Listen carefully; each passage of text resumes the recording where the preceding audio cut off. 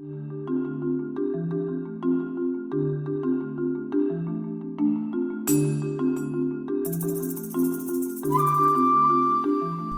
B'halotcha, being alive to life's blessings. My name is Rabbi Hanan Schlesinger. So no one likes to be sick or feverish or stuck in bed. But I can tell you the day after illness is very often a very, very rewarding day in my life.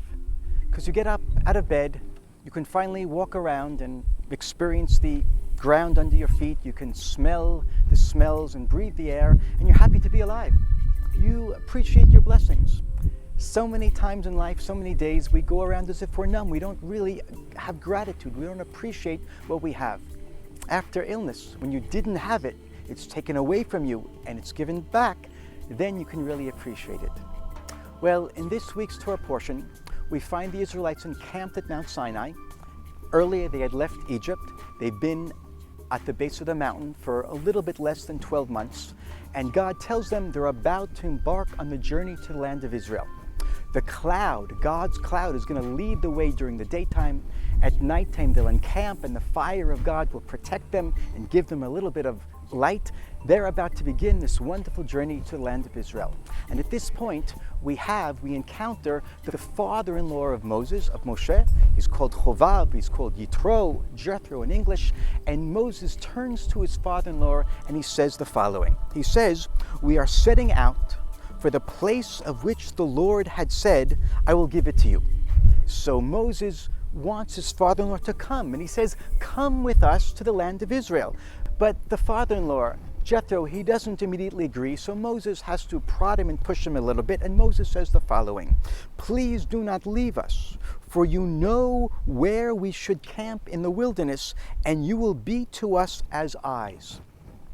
Now, ostensibly, it's very clear why Moses believes that they need his father-in-law to serve as their guide, as their eyes through the desert. He was born there. He knows every nook and cranny of the desert. Wouldn't it be great to have a guide who can lead you on the straight path so you won't get stuck here or there in different stumbling blocks or pitfalls?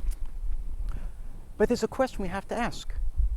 God is going to lead them through the desert. The cloud, the fire. God already said that I'm going to be your guide. When the cloud gets up and starts going, you go. When the cloud stops and rests, then you stop. You don't need a guide. So why is it? My question is, why does Moses turn to his father-in-law and not only say, "Please come with us," but he says, "We need you to be as eyes in the desert"? This question I heard asked by my teacher, Rav Dov Bigon, many years ago, and I want to tell you the answer that he gave. Rav Dov Bigon said as follows: specifically because the divine presence is going to lead them and is going to help them to circumvent all the pitfalls and all the difficulties and all the stumbling blocks in the desert, that's exactly why they need Moses' father-in-law as a guide, to point out to them all the difficulties that they're avoiding. There are scorpions in the desert.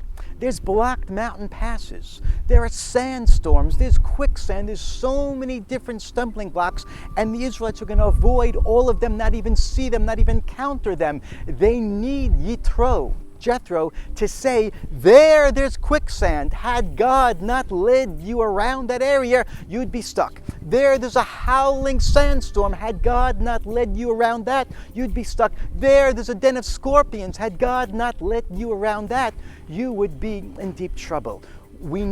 Our forefathers needed Yitro to point out all of the terrible difficulties of the desert that the Israelites will have absolutely, positively no trouble with and no encounter with. He's going to really, in a deeper spiritual sense, guide them through the desert. He will be their eyes. He will open their eyes to all the blessings bestowed upon them each and every day. So we must awaken ourselves to the blessings in life every single day. We must make ourselves fully aware of the fact that every breath is a gift. Every step is a present from God. Every day is an opportunity. There is so much to be thankful for. We must be, each of us, our own Jethro, and never be oblivious to all the things in our lives that could have gone wrong and didn't. Shabbat Shalom.